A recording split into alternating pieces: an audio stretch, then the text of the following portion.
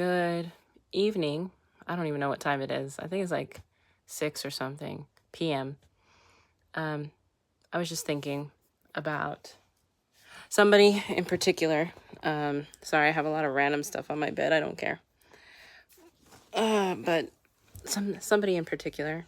Um, Going back to two people that, well, one I know for a fact wasn't part of it because he was like me. He was very anti-people.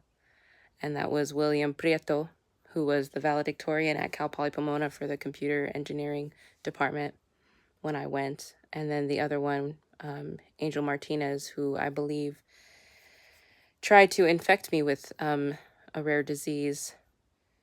But the thing was, when I met Angel, I had HPV. And I think somebody gave it to me because I was doing fine, and then all of a sudden I had it. So I think somebody had it, and I just was with the wrong partner. Anyway, when I got with Angel, this was months later, and I just felt disgusting. And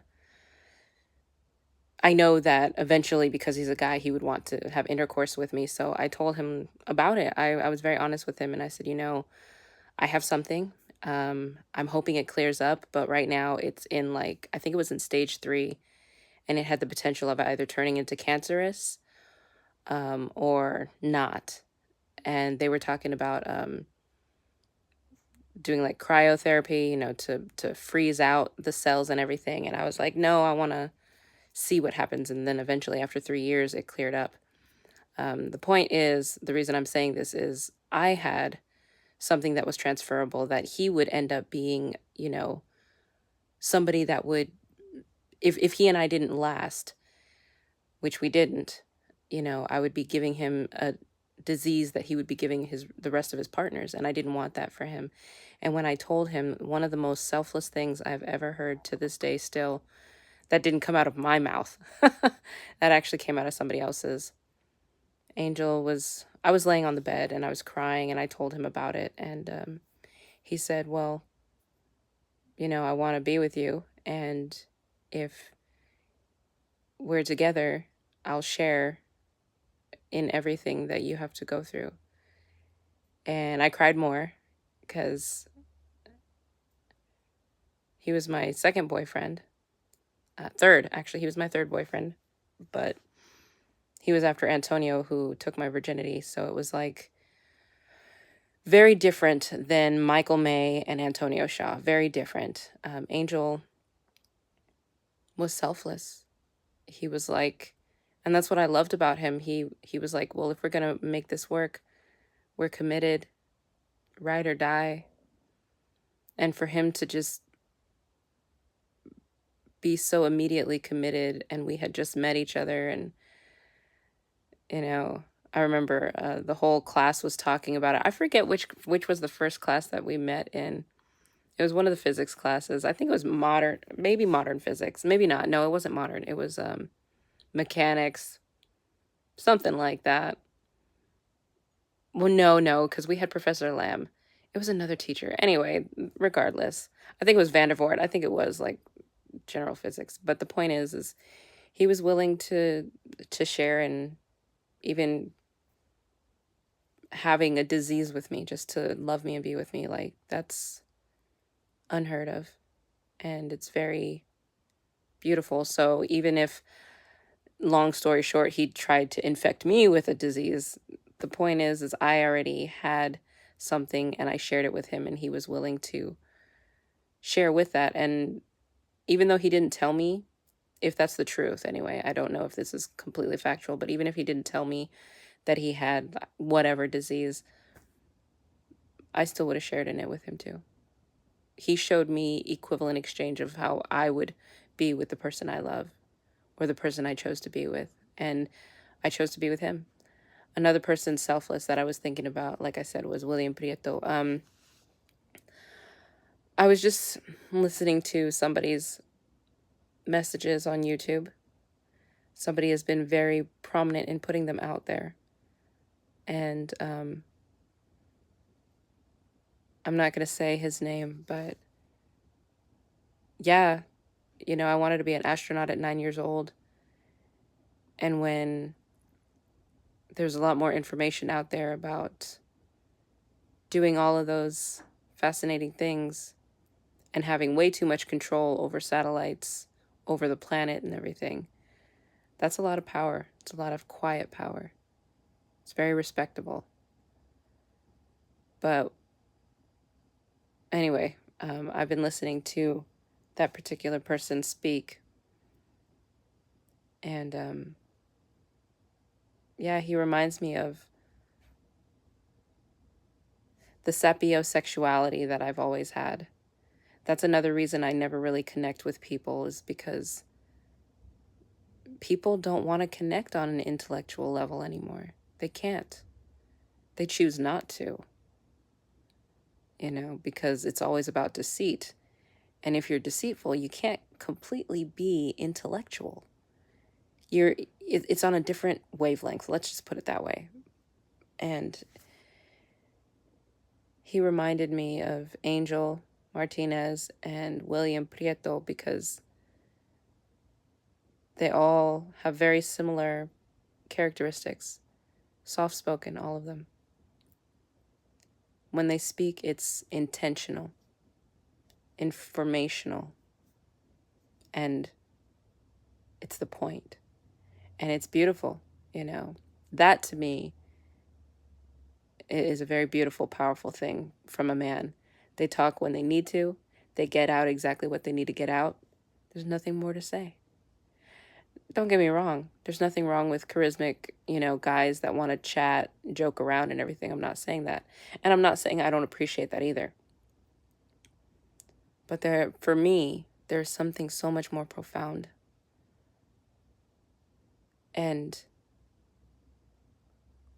enlightening that just calls to my soul when a man is like that. He talks with purpose.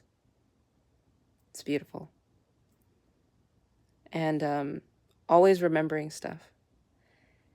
I told Angel a lot of things. I told William a lot of things. Little tidbit random stuff, One of the times with Angel, I remember I was wearing a dress, and I was very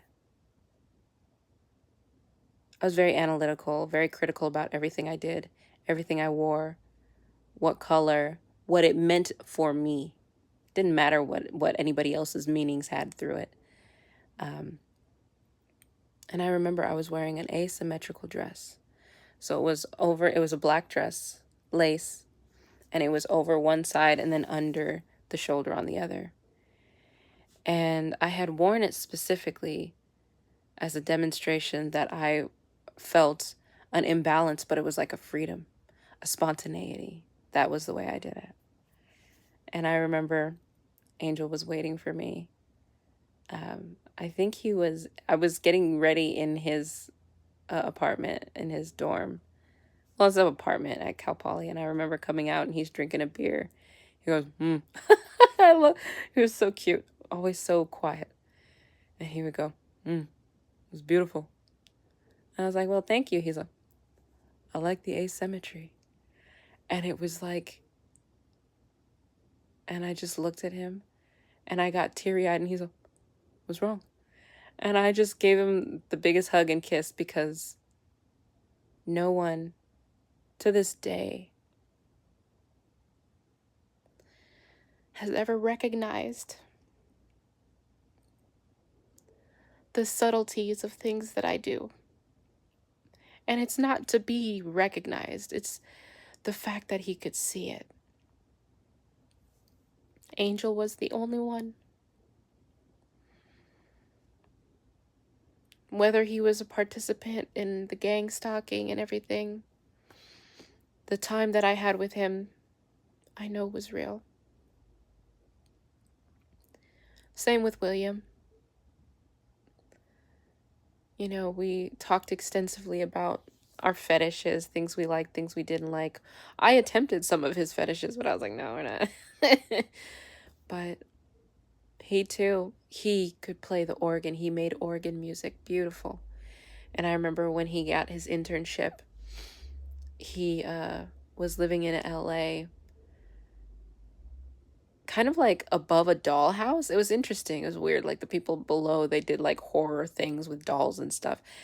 And upstairs, he had the most gothic um, part of the duplex, I guess. And he had a harpsichord, which it was the original piano.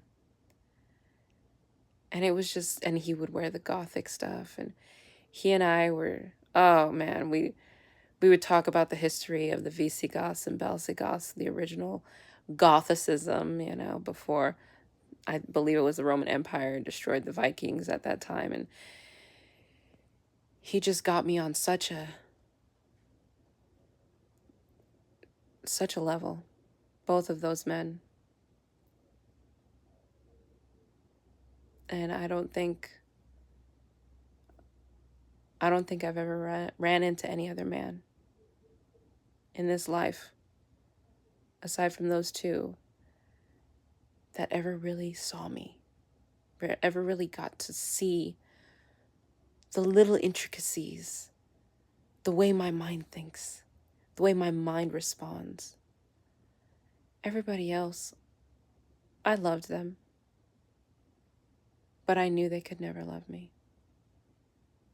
Everybody that thinks they love me right now, they don't love me. They don't know me. They have love for an idea of me.